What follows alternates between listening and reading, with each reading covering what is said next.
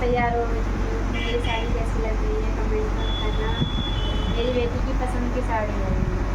पहली बार मैंने पहनी है मेरी बेटी की पसंद की साड़ी और मैंने पूजा की सामग्री पूरी तैयार कर ली है और मेरा ये भी आ चुका है जिससे मैं जो तारा निकलता है जब तारा उसको रखूँगी। और मैंने पूजा की सामग्री में क्या क्या खीर बनाई है और पुआ बनाए हैं, पूड़ी बनाई है। और ये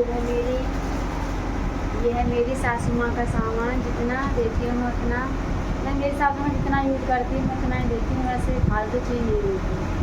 मना करती हैं क्यों मुझे फालतू नहीं। और ये है मेरा पूजा का सामान। और मेरे बच्चे भी तैयार हो गए दोनों। अभी बस तारा नहीं निकला, तारा निकल गया हो लेकिन नाली फेंकना यहाँ पर।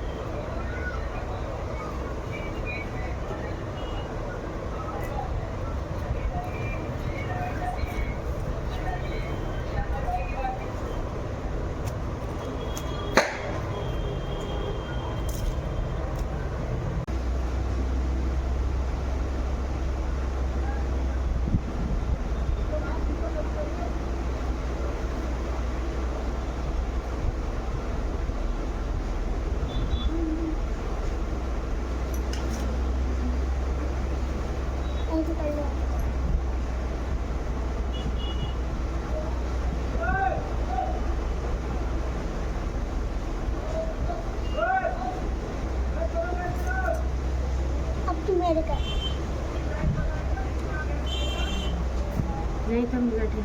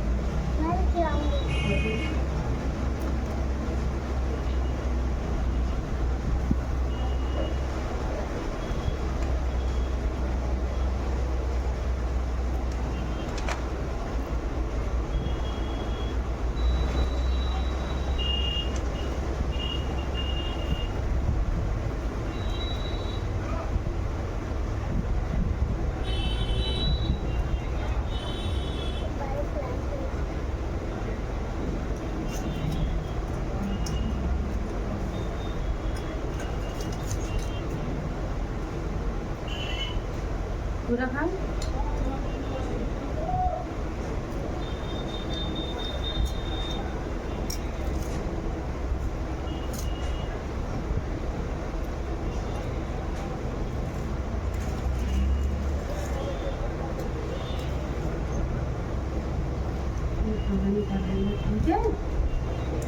प्राचीन काल में किसी नगर में एक साहूकार रहता था। उसके साथ दीपावली से पहले साहूकार की स्त्री घर की घर लीपापोती के लिए मिट्टी लेने पर वो खदान में गई और खदान में कुदाल से जब मिट्टी खोदने लगी तो देवलोक से उसी जगह एक स्नेह की कुमार थी।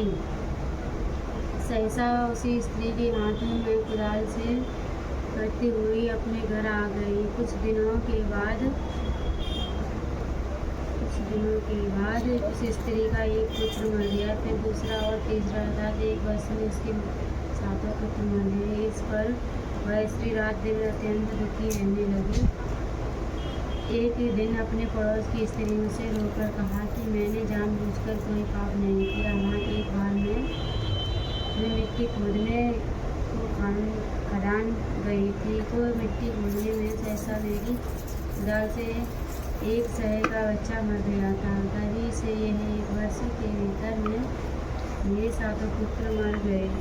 यह सुनकर उन स्त्रियों ने धैर्य देते हुए कहा कि तुमने जो यह बात सबको सुनाकर पश्चाताप किया है, इससे तेरा आधा पाप तो नष्ट हो गया। सो अब तुम उसी अष्टमी को भगवती की शरण लेकर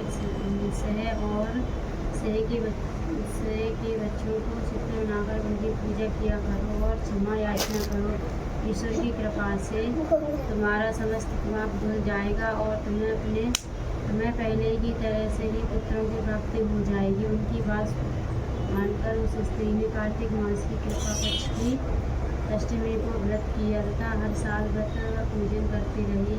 फिर ईश्वर की कृपा से तभी से इस व्रत की परंपरा चली आ रही है।